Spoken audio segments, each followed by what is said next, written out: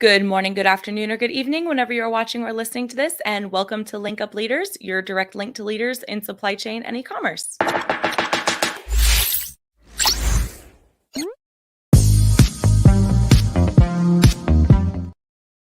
My name is Lisa Kinski. I'm your producer and co-host, and joined as always by Francois Jeffrey. Francois, how are you today?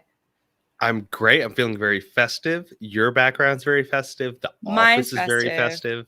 We've got to fix your background. I have more spider webs we can put on your boards.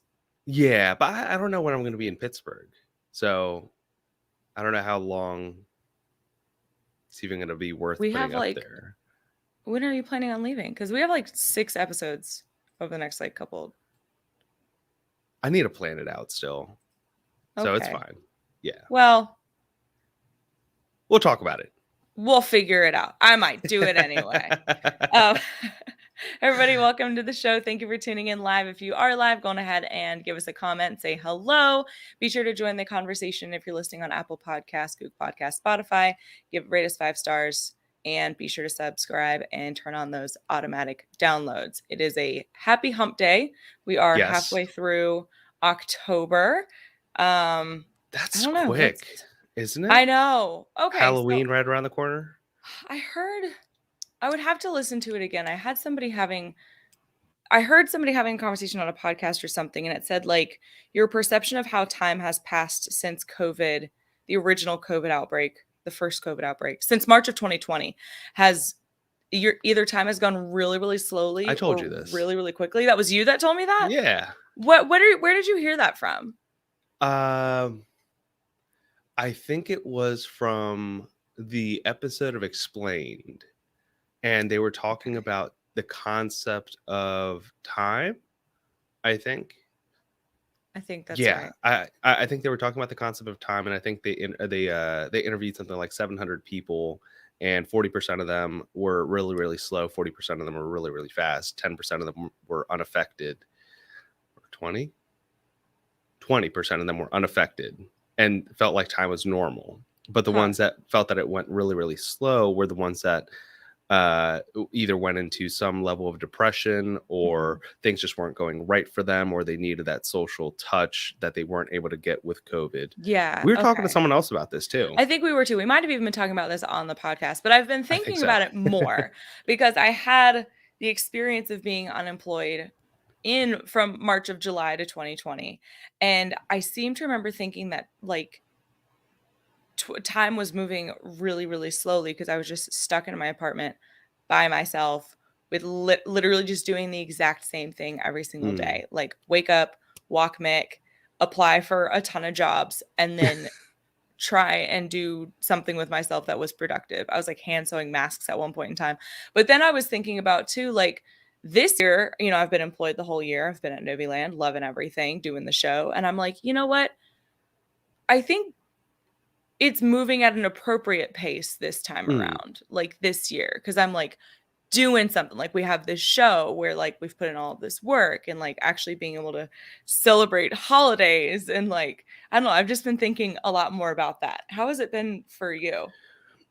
I think this year has gone really fast. The last 2 years or year and a half has gone even faster, I think. I feel like just yesterday the trade wars started for some reason.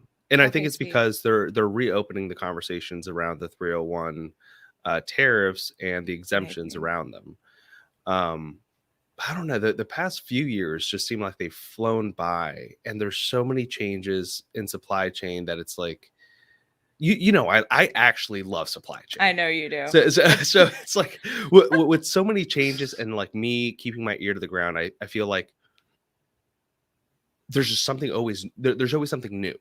So it's exciting. It's, I don't know, fast. I know it sucks for a lot of companies right now, but I think it's a very exciting time. It's a very opportunistic time. I think a lot of companies could do really well right now. They could succeed if they have inventory, if they don't stock out. Exactly. And that's a perfect lead into our guest today.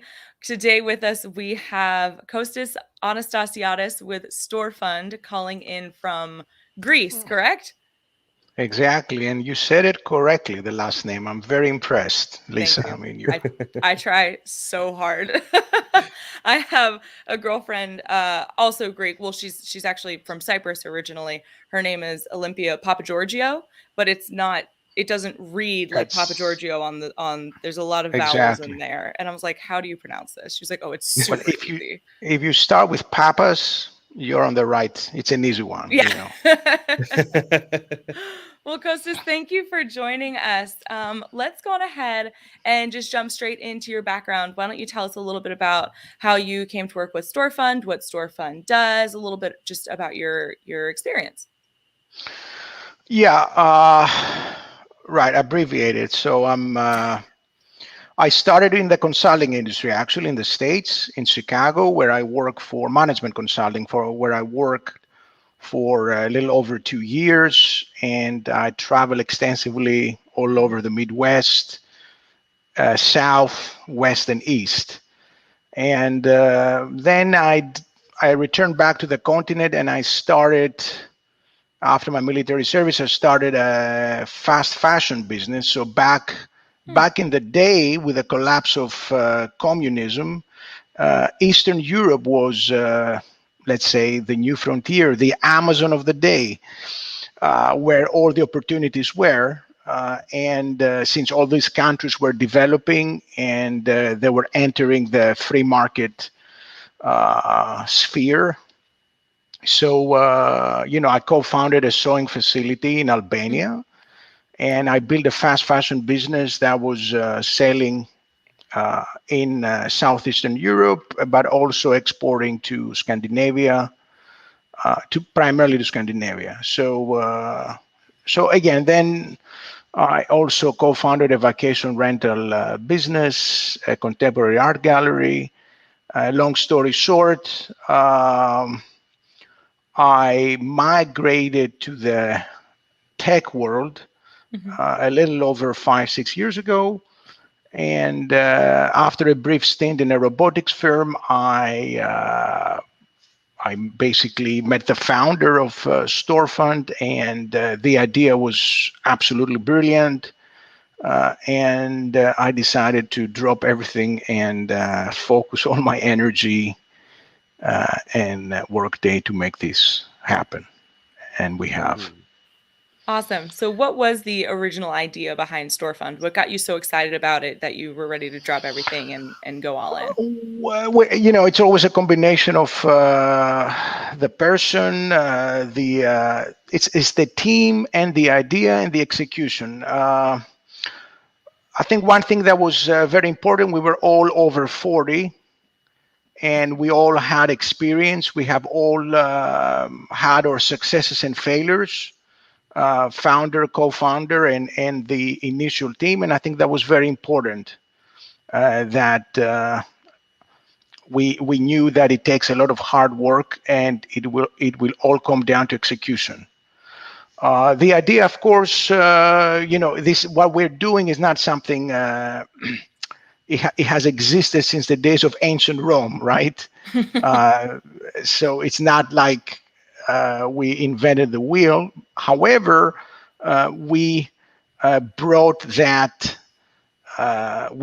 thing to the 21st century. So daily cash advances for the 21st century, and of course targeting one of the most vibrant and growing segments of commerce, e-commerce.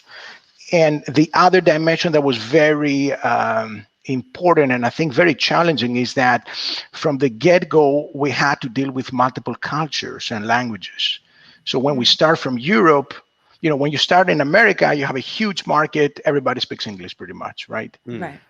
When you start in Europe, irrespective of the size of the country, it's just not big enough, right? So immediately we had to target all of the European Union, the UK, America, Canada, and eventually even Australia and New Zealand. So it was a polyglot environment, an environment that had to be culture savvy. And right now we have clients from New Zealand, all the way to California. So we even have clients in Hong Kong, China, the European Union, UK, US, and Canada. So I think that was, and it still is, aside from the tech, a very interesting and challenging aspect of our business. Yeah. So I assume then that you have team members all over the world then, because to be so versed in all the cultures.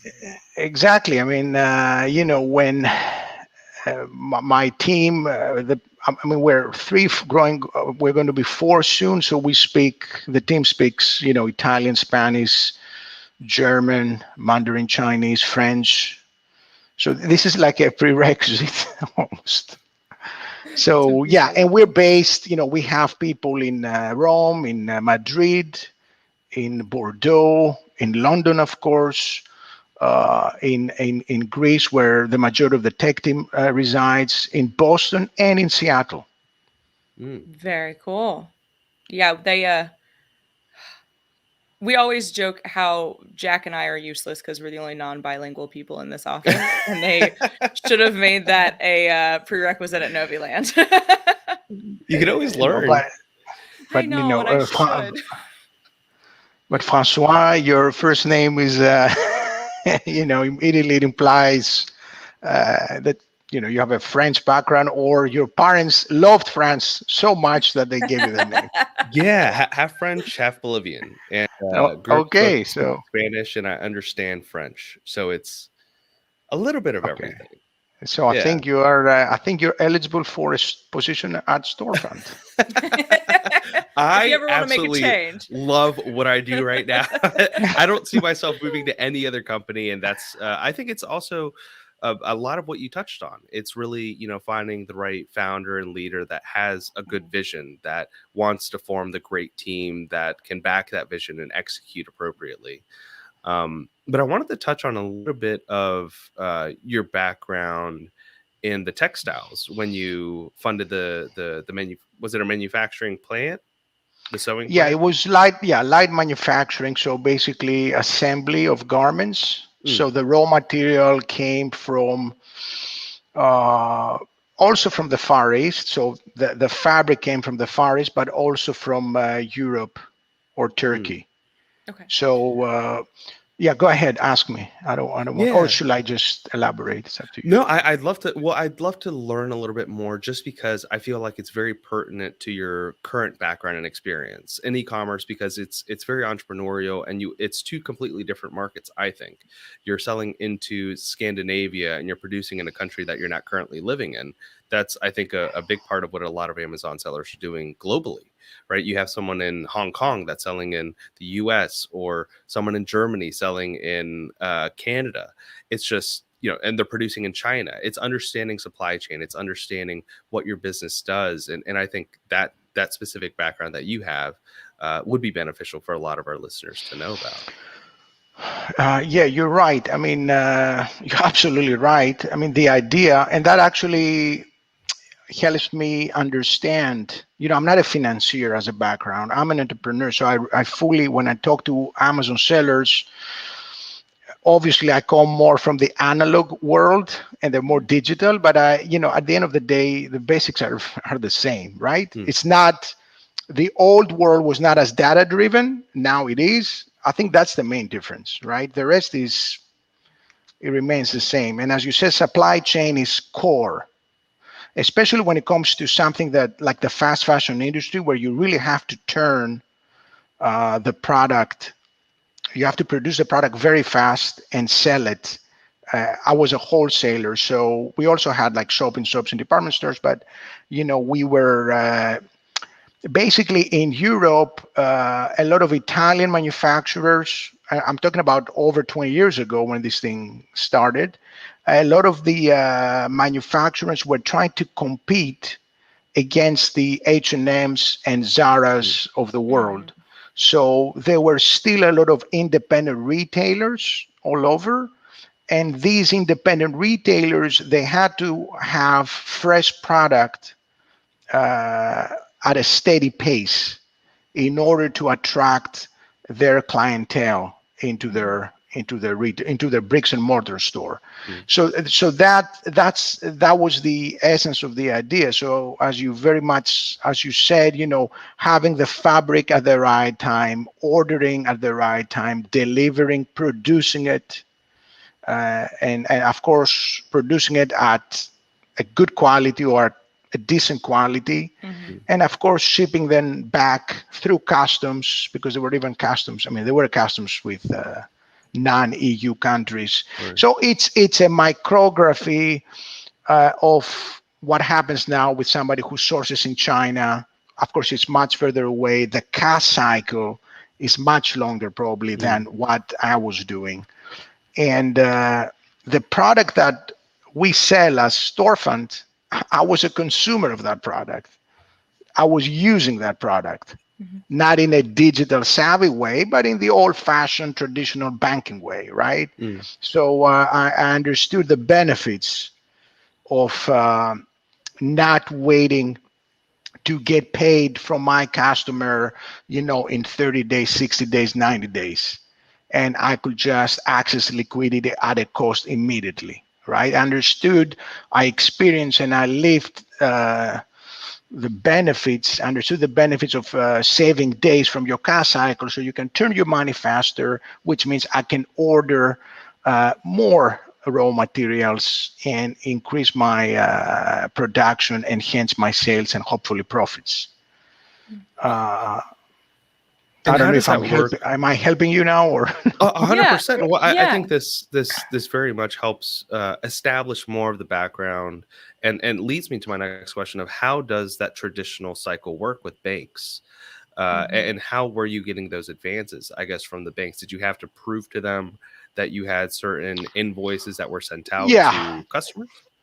Exactly, and this is also the way that it's still being done in a digital way. At least I'm talking about Europe. I'm talking about the UK, Germany, South Europe. So basically, back in the day, you had to take the invoice there, right? So physically, cut a piece of paper, and then the bank will advance against the promise of your customer that he or she will pay you in, let's say, 60 days.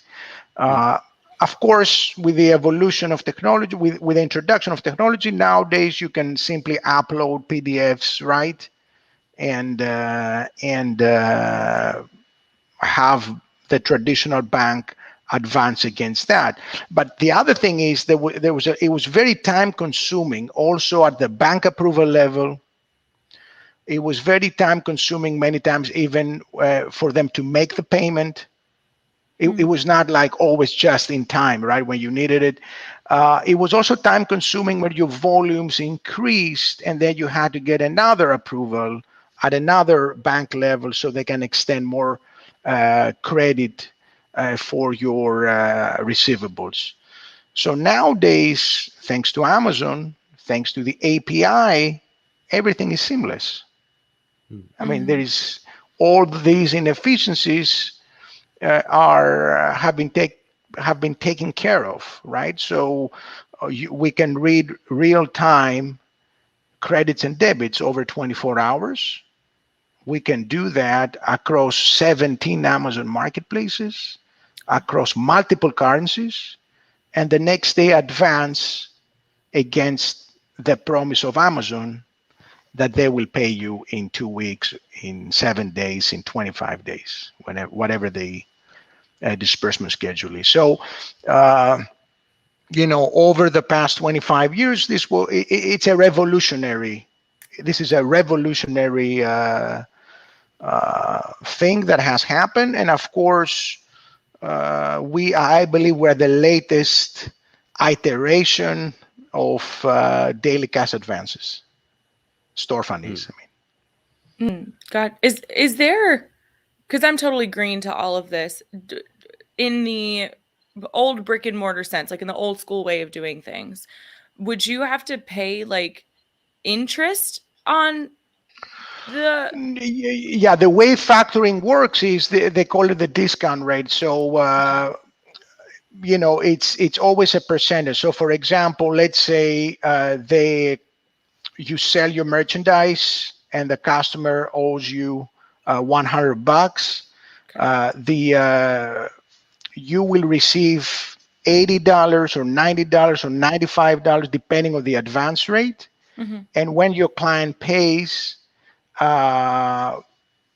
you will receive that difference, the buffer minus the fee. So the fee is always a percentage. It can be 1%, 1.5, 2%. So basically the cost is that. But the whole, yeah, go ahead. Oh, I was just going to ask, and when you have those advances traditionally from banks, did you have to tell them what you were going to use it for, or how the repayment schedule was going to work? Well, obviously, and of course the same, I believe it holds also today, is that, they will DD you. You are selling what? You have a warehouse, you have merchandise, you have some track history, right? This is what you do. And you're going to use the money, obviously, for your business, right? You're not going to get the money to use it for something else. Buy a new Lamborghini. Yeah, buy a new Lamborghini and be, no, that's not the case. And this product is fantastic when you are on a growth trajectory, right? Because I think this product is great if you have a decent profit margin, right? Not a very low profit margin. I mean, you have a decent solid profit margin. You have an average cash cycle, right? And of course, you are on that growth trajectory, on that growth path.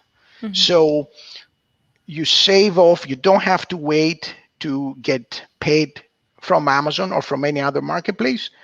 And you're saving time, which means you're saving money, literally, because you can turn all that inventory more times. So you will order more product over the same time period, so over the same T, without changing your capital structure. Right? This is very important, Lisa. You're not adding debt to your business.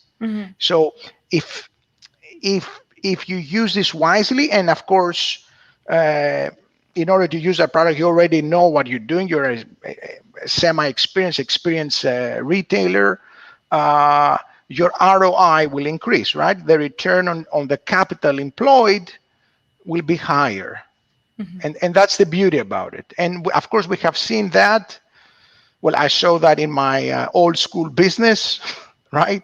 And I have also seen that with a lot of cases of Amazon resellers and Amazon private label sellers over the past 3 years. Actually, one of our clients managed to sell his private label business to one of these new Amazon aggregators, consolidators. So I love saying that story. When we onboarded him, he was doing around 10,000 USD per month. Okay. And he grew that business to over 200,000 per month in multiple marketplaces, so all over Europe plus US and Canada. And he sold 3 brands. So very nice. And he told me, Costas, I couldn't do it without you. So that was, I get the goosebumps whenever I say that.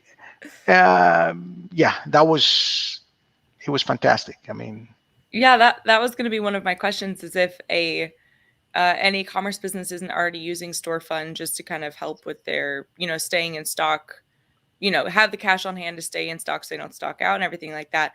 If any of them are kind of using you as a strategy to scale up before wanting to sell, like, is it part of their exit strategy?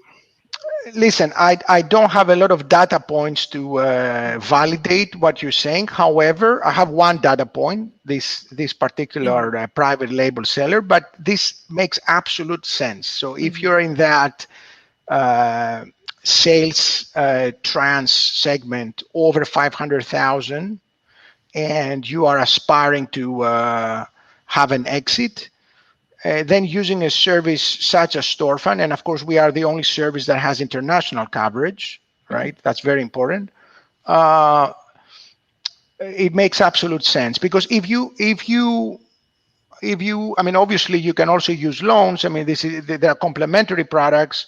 However, I believe that the Amazon consolidators will subtract the debt from the price that they will quote you, most probably, right? So again, it's something that the seller has to figure out. Obviously, our product can help them accelerate the exit.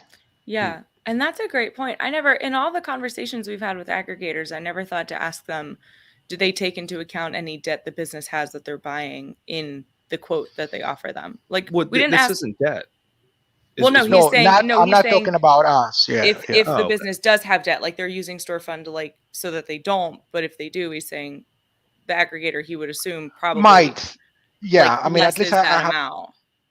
I have spoken with one aggregator, and they told me that they will subtract the debt. But I don't know how the Thrasios of this world will tackle something like that. Run their things. And Yeah. exactly. It only makes So sense, right? I mean, if a company has debt, that's just more money that the buyer has to pay. The value of the company decreases, right? Exactly. If you have debt, what are you doing? You're actually promising a future free cash flow Mm. to your debtor, right? So this is obviously inventory financing. It's great. Obviously, you want to increase your capital employed, and it makes sense. But if you are it might affect your price at the end. I mean, so So what it sounds like to me, and please correct me if I'm wrong, but this, rather than taking on debt, you're just paying more for the money that you're taking out, right? So you yes, have speed on your side more than anything. exactly. I wouldn't say rather, because I have a lot of sellers that they also employ debt. So our product is complementary to debt. It's not either or. However, you just what you said is right. We will you will save time, so it's going to be speedier. And the other thing is it's very flexible. You can turn it off and on. It's not that we have like a 10-year, 5-year business relationship. You can use your service just for Q4. And I have cases like that. They have very large carryover, unavailable balances on Amazon. They just want to release them for that particular time to restock faster, and then they're not going to use the service. And it's depending on the time period of the year per product category. So this is an added flexibility, which is very important. Another thing that I have seen is the impact of our product on because we're not only on Amazon, we also support Back Market, which is the largest marketplace for refurbished electronics from France, based in France, but they also have a US presence, big time. Cdiscount, PC Componentes in Spain, and we're adding more marketplaces as over the next few months. So I have also seen the impact when it comes to speed to refurbished electronics. Think about it. They have many cash cycles, short cash cycles. Why? Because they really have to be agile. They have to have cash at hand. Why? Because they're buying used phones, and every day it's an opportunity, right? If you have the cash, you will buy that iPhone 12 tranche. You will quickly refurbish it and sell it. So they're not waiting from China. They're not waiting the container ships from China, right, to arrive, and then they will probably turn the cash 3-4 times a year. Those guys are, I don't know, it's 20 times a year, right? So, Well, the impact of our service there is massive, absolutely massive. Yeah, I was Because going to say that's where it seems like it would make a ton of sense, Yeah. particularly because you don't want to take debt out on something that's a little bit riskier, right? When you're essentially arbitraging used items. Yeah, I wouldn't use the word arbitrage, but it's definitely, yeah, you can say it's riskier, right? It's riskier. Yeah, than building up, let's say, a brand. I guess you could still build up a brand for reliability on the products that you're selling, but you're not building up a brand for, let's say, Yeti, right? And Yeti has the brand for all insulated products and things of that nature. But I think another place that this, and we talked a little bit about this before we went live, but is shipping. And one of the craziest times, I think, of not only any Amazon seller or online retailer's journey, but anyone that's doing anything with international shipping is facing right now are skyrocketing and extremely extended lead times for international logistics. Um, is that a place that you're seeing a lot more of your customers spend or utilize, I guess, the cash advances? Because we're talking about a $3,000 container going to be a $19,000 container, potentially even higher. And it's something where you have to have that cash on hand and say, yes, I will pull the trigger and pay the extra $1,000 to beat whoever else wants this container. I mean, absolutely. I mean, if you have trap liquidity that you can access to speed up to pay for that container, right? It makes sense. I mean, I don't have any examples, but this is also another case. Our product can help you tackle unpredictability without taking any risk. Why? Because these are your money, right? These are the receivables that have materialized and they will be paid out to you. We're just accelerating that. So if you're facing this type of a liquidity crunch because now your budget said, I want 5,000 for that container, it's like 15, right? You can use a service like ours to alleviate that crunch, that pain, without taking any risk. So this is something that, but again, this is a fantastic example because we have had cases like that, clients that didn't stay for us for 2 years, 3 years, although most customers do, but they use our service to for such a reason. And it makes sense. I mean, it definitely makes sense to be able to access your money. And so when you mentioned the numbers a little bit earlier about margins being decent and casting or production times also being decent, do you have ranges as to what would make sense? Like what you see your customers can justify of paying more for their money? I cannot listen. I don't know the finances of every single one of my clients. I have seen cases with private label sellers, with resellers of electronics, with garments. For example, manufacturing garments in sourcing in Turkey and selling in Amazon Europe. The seller achieved with us over 150% growth. Why? Because we accelerated everything. But again, this comes to your expertise. Having the supply chain cold, right? Imagine using our service and not having prepped your supply. What's the benefit? Zero. There's no advantage to it. It renders it useless. Right. Yeah. It's useless. So the successful sellers, even private label and even resellers where it's more competitive, margins are lower. They have the supply chain cold. They really know what they're doing. They have the processes in place, and then they can really take advantage of our service. So it's very, for me, supply chain is crucial when it comes to growing consistently over time. And your furniture manufacturer has a furniture manufacturer, so private label furniture manufacturer sourcing. They were sourcing in Europe, I think Eastern Europe, European entity. They were selling all over Europe, so all Amazon marketplace in Europe. They have done tremendously well with the product. So And when they run into trouble, because they did, again, it was because of the supply chain. So they were fulfilled by merchant, right? And the supplier said date X, so they accepted the order from Amazon. And of course, this didn't materialize. So high ODR, as you know, temporary suspension. So supply chain is crucial.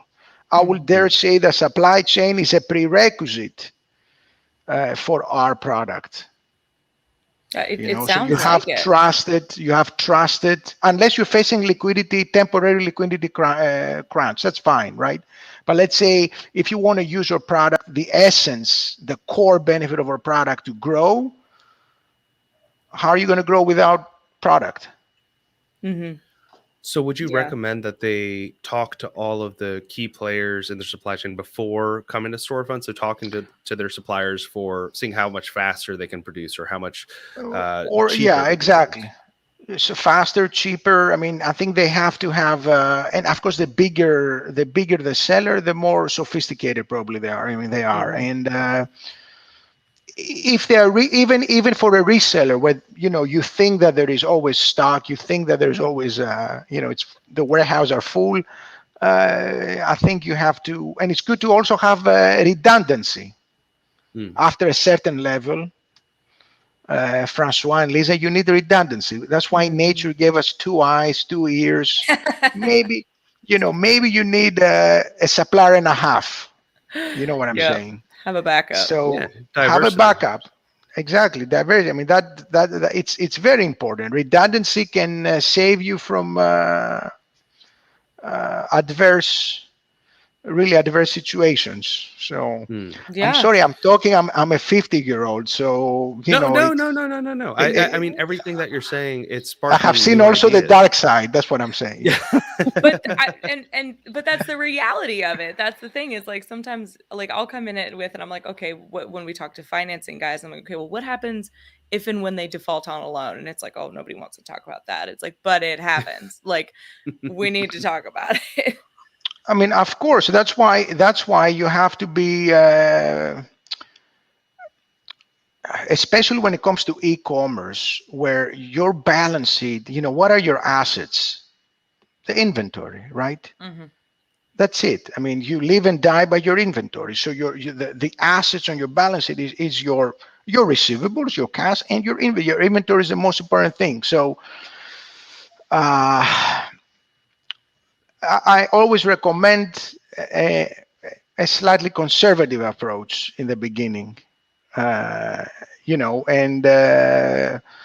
as you grow, always to be, let's say, also maybe your supplier is great. You can think you should start thinking of another supplier so you can always be robust, or let's say anti-fragile against adverse effects, because we make plans and hardly ever they materialize. There's always a deviation. Because there's always uncertainty. And of course, COVID is the prime example, right? But there's always something will happen, good or bad. It can be good, but so daily cash advances are also, it's a product that doesn't really add uncertainty into your business. If you think about it, right? It doesn't add uncertainty into your business. And I know that firsthand because I've used that service, and also through some, let's say, harder financial situations. It was, I didn't end up, owing an arm and a leg to a bank. That's what I'm saying. So yeah. Or the well, I think it has maybe a bit more of a negative stigma in the US, and I don't know about around the world, but we have back it was at least a decade ago, maybe a little bit more, but title max loans and same day advances that were for consumers mainly, and they were targeting primarily lower socioeconomic people.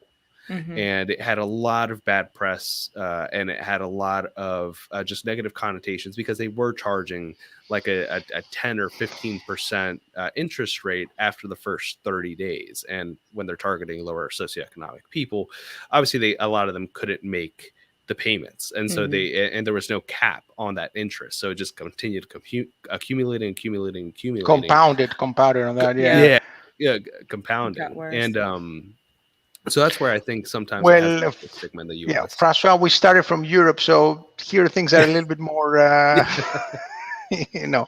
let's say. So, yeah, decent. I mean, and also, this is a B2B. What we're offering is a B2B product, right? And again, we want to work with successful retailers. I mean, that's what I always say during our video call with the applicant or prospect, because we're taking a chance and we want them to succeed. The last thing I want is, and this is a failure also from our side, that we didn't recognize or that we didn't really understand that the retailer is, they're not going to be that successful. They're not going to make it. So this is the number one thing, put the money in good use, and you already have some track record, some understanding. You have validated your business model, and you can use your money to take it to the next level. So, so this is my answer to that. I mean, and I think we actually have a comment from the audience. Sorry, just really quick. Back to when you had said that you don't think that, Costas, when you had said that the cash advances doesn't add any uncertainty to the business. I believe this is a team member of yours, Evangelos. He says, actually, it reduces it, I'd say. So the daily cash advances is helping to reduce that uncertainty within the business. So Evangelos, thank you so much for tuning in. And for I don't know if it reduces it, but well, it helps minimize it, I guess. I mean, which is also reduces, but it adds a little more like a safety net, maybe. Well, it's a flexible on and off product that if things go south, you're just going to turn it off. That's it. Now, if Storfund advances money, and then you have a massive return of merchandise or faulty merchandise, so that means that the 20% buffer, because we advance 80 for 100, so let's say you have massive return, so that 20 evaporates, then you will owe money more than your Amazon balance. But these cases are rare, and also if the seller keeps selling and they address the situation, that's why I said, sellers that are successful, they're vaccinated. In other words, they have been through the early, they have been through the early Amazon diseases, let's say, so, and now they're moving on. So we have many cases of sellers that were suspended, reinstated. We always help them. We always recommend services that do plan of actions, and I will dare say I monitor daily the performance notifications of our clients, and I preemptively inform them, hey, Samantha, did you see that notification for Canada? Or did you see, John, did you see that notification for US, for Mexico? Because again, it's a partnership, right? If they do not succeed, I'm going to lose a client. Yeah. And I mean, I'm not selling subscriptions. Right. I'm not selling subscriptions. Right. Just, I guess, cutting through everything. The only way that you make money is if they make money, right? And I think that's for most service providers across the board. And when it comes to speed, though, I think when this comes out, it'll be very close to Christmas, and we'll be going into Black Friday, I think. But right now, for everyone that's live, the audio is going to be way past Black Friday. Okay. The audio of this is going to come out in late December. Okay. It's for the holidays. For holidays. Merry Christmas, for everyone that's watching the video version of this and the live version, this makes so much sense, particularly for Q4, because you need to stay competitive with PPC. You need to stay competitive with an aspect that not enough people are talking about, but it's paying your suppliers in advance. Right? Everyone wants to, let's say, negotiate better payment terms. Everyone's trying to do it because their costs are skyrocketing, and it's just natural. They want to pay less and they want to pay later. But if everyone's asking for this, well, where do you have a competitive advantage with your supplier? It's potentially paying them in advance for more inventory. It's cutting the line. It's not having those long production wait times. It's you instilling this trust in them for them to produce more and potentially store it at their warehouse for free. And then you don't have to wait another 30, 40 days for production. They can just put it on a boat. You still wait 2 weeks at the port. You still, have, let's say, a 50, 60 day shipping time instead of a standard 30 day. It cuts out so many barriers to have this money in advance. This is a great point. And this is one of the points that I also wanted to mention. This is a great point, what you're just saying. I mean, in some cases, I have had sellers tell me that they even get a small discount because when they're paying in advance. They pay in advance the supplier, so they're not doing what the whole spiel that everybody does, pay later and pay less. So, and actually the seller that sold his business, he was the one that he told me that he was also getting a small percentage. So in a way, even our fee can be, even the fee of any factoring or receivable service like ours can be, you can compensate by getting a discount from your supplier. I think what you just said, it's what I told you. Supply chain and our product are very close related. The supply chain mechanics and daily cash advances. So, well, and I think another part to this, and I think what a lot of particularly newer entrepreneurs that might have left the corporate and are newer in the financing realm even, and don't have a lot of experience might see this as, well, why am I going to pay more, right? For my money. And I think the concept that you brought up earlier of speed is the most important aspect, right? Right now it is, are you going to have inventory over your competitor? Are you going to have shorter lead times? Are you going to stay in stock? Which is the biggest ask. So even if you're paying 20%, well, if your business grows by 100%, paying that 20% was worth it.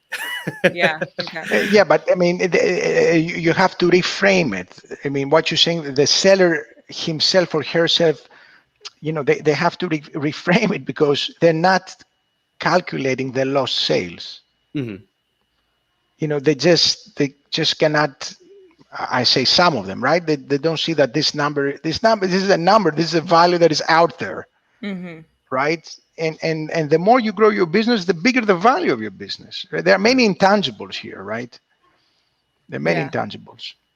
I think a lot of times, like new entrepreneurs, like even e-commerce sellers, are just very short-sighted in the financing part of it. Like you just said, if you have to pay 20%, but your business grows by 100%. Maybe they're not thinking those 3 steps ahead. They're just thinking step 1. Yeah, that's why I said you have to have a decent profit margin, an average cash cycle, and you are already on a growth trajectory. You are, you've made that first step, and now you say, all right, how can I take my business from $500,000 to $1.5 million? How can I take my business from $1 million to $5 million? That's where we come into play. Well, and we just talked to Mike Bendar on Friday. I hope I'm pronouncing his last name right. On Friday, and it was having that conversation around, what do you want for your business? Do you want your business to stay $1 million business forever? Or do you want it to get to that $5 million mark? Do you want it to get to the $10 million mark? Do you want to exit? It is asking those next questions. And I'd love to learn a little bit about sort of your onboarding process and what you learn about the companies that you work with. Like, what are the most important aspects that they need to consider before even taking cash advances? Aside from, of course, knowing, do they want to get to the $1 million mark, the $5 million mark? Let me just backtrack when you said, I don't think you can stay. There's no stability. There's no equilibrium. You have to keep growing and improving your business. So I don't know how feasible it is for someone to stay at $1 million or $1.5 million mark nowadays. That's my take, right? Change is everything, right? You have to keep changing. You have to keep moving.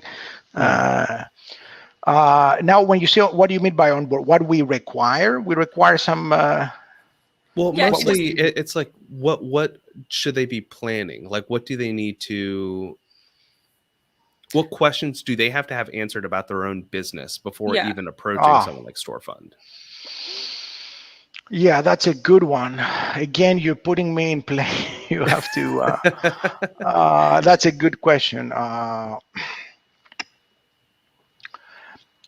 Listen, obviously, I have seen a lot of e-commerce entrepreneurs and from various cultures, which makes it very interesting.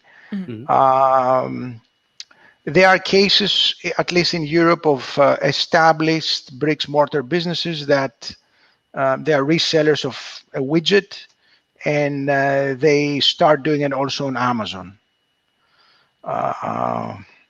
So basically, it's a clone. They're cloning what they're doing, and that seems to work. I think it's much harder when it comes to private label business. It's much harder when it comes to people who want to build a brand, an e-commerce brand. There it requires, and I'm not talking about buying a widget and just putting your brand and selling it, right? I'm not talking about this type of private label. The successful people that I'm seeing in the space, they are themselves talented people, and they also have a good team. They always, as they grow, they always have an operations asset, and after a certain level, they have a supply chain dedicated assets and team. Even some of them located overseas, or a service like yours, obviously, will fit that profile. I don't know. Yeah. I mean, I don't know if I can answer this question. I mean, I think I'm a bit. It's a loaded question because there's so many different ways that it could be taken, right? But I wasn't sure if, for example, they needed to have, let's say, a private label business. Like, is it safe for them to do it themselves, or when they're at like a $500,000 mark annually and have like a 20% margin, or yeah, I mean, I guess there's so many different questions that go into like what to consider before taking cash advances. Yeah, I mean, it's why do you want the money, right? Do you want the money to grow your business? If you want the money to alleviate temporarily liquidity crunch, Q4, Q3, I don't know, maybe you're selling garden products, so it's the summer. That's fine. You know, you don't really have to consider much because you're going to be with us for 2, 3, 4, 5 months, right? That's it. Or 2 months. Again, we don't have a minimum. Now, if you want to have a long-term relationship, that's and of course most of my clients are like that. The successful cases they're always growing. They're always getting bigger and bigger, right? Of course, this is not only because of Storfund. I'm not going here and take full credit for that. We're giving money. They know how to use it, and they are seasoned. They understand. There are many other challenges, and from the design of the product, from the supply chain operation. So, but yeah, I think the folks that are with us for a prolonged period of time, they are constantly growing. Also for a private label business. For sure. So I think it's very important. I'm sorry to interrupt you. It's very. I have seen some tremendous private label categories that I could not even fathom. I cannot go into specifics, but I had a German. I had a German seller for over a year, and of course they were doing something related to the car industry. And he was, he grew with us 30-40%, and a fantastic product. And I was like, wow, he took something that already existed and improved it big time. And he also had a very solid marketing, a very nice narrative. So I think when it comes to private label, it's very important, the creative aspect initially. But, and this is my last sentence, obviously, if you're planning to sell, to exit, what does the aggregator wants? Steady future cash flow. So you have to have something solid that will keep producing revenue. So that's also very important, right? Something that is not a hype, something that will be around for the long term. For the long term, right? No fidget spinners, no pop sockets. Yeah, no fidget spinners. Yeah. I mean, that's the obvious, right? So, yeah, I don't think I can answer your question. Yeah, no. And I mean, I would just recommend anyone just go check out the Storfund website. And the reason that I even asked it is because there were so many questions that were answered, and it sounded like a lot of whys were even answered on the website itself. But I mean, it also sounds like this is something that empowers Amazon sellers or just online retailers, anyone with a product based business, to capitalize on opportunities when they come up, right? And that's where I think a lot of entrepreneurs can find successes with Storefund, and just generally with cash advances. Having that cash on hand right now is king. I think it can help set up a lot of their supply chain even, and I think there's life after cash advance even, right? If you use this to make your supplier happy, if you use this to beat out your competitor with advertising, if you use this to just have inventory when your competitor doesn't have inventory, these are all, there could be short-term, very beneficial short-term uses to this, and long-term uses to this. As you grow, it's continuing to do the same actions that worked the first time when you use the cash advance. It's a tool. It's a multi-tool. Yeah, it's a tool. Yeah. You pay for all tools. So, I mean, it makes sense. Yeah, I mean, I fully agree. It's like we give to the seller the brush, but they have the canvas and they know how to use it. I'm not, it's a tool, exactly, but you have to know how to paint, you have to know how to write, you have to know how to read the data and negotiate, et cetera. So, and the important thing is flexibility. This is also very important, flexibility. It's an on and off. And I also want to announce, so we can now onboarding also Chinese sellers as well to our service. That's huge. So, perfect. Yeah, Chinese and Hong Kong entities can also, we can now also, and I have a Mandarin speaking team. So. Nice. I'm learning too. So. Awesome. And you kind of jumped the gun on me there, Francois, to give the guests to give us an opportunity to tell us where to find more information. But I assume that there's a full list of all of the countries where you guys can work with folks on storefund.com. Yes, of course. There is we onboard legal entities from the European Union, United Kingdom, Canada, of course, the United States of America, Australia, New Zealand, Hong Kong, China. Perfect. And for anybody listening on the audio version, that is Storfund, spelled STORFUND. There is no E on the store. So storefund.com. And of course, that'll be linked in the description of the audio and the video. Costas, we have come to the end of our hour. Thank you so much for joining us today. This has been really informative. We appreciate your time. Thank you very much for your time and for the tough, insightful questions. Well, the thing is, if we have the questions, I guarantee an Amazon seller or an e-commerce entrepreneur has similar questions, and that's what we're here for, just to ask those questions. Definitely. Thank you very much. Merci beaucoup, Francois. Dorian. And thank you for me. If you guys are listening on thank you Apple for, Podcast. And also I'm sorry. Thank you, Lisa. I'm no, sorry. it's okay. I was just thinking. I just wanted to use my French, so. I know. Please go ahead. I know the smallest amount of French. I took a couple years of it in high school, and I remember for some reason I remember the word for hamburgers, and that's We're gonna about have it. to I get don't you a know why second it's language. We're stuck. gonna download you the Duolingo app after this. So this Duolingo. is to credit to my mother, who I know is listening to this in December when this comes out. She tried so hard. I was enrolled in Spanish from kindergarten until Lord knows when. I took a couple years of French in high school. I took a semester of Italian, and when I was in college, and then I went to Italy. And y'all, my mom tried. Sorry, Mom. Maybe sign language is next. Maybe sign I would language love is to learn next. sign language. There I you would go. love to learn sign language, but it's also very difficult.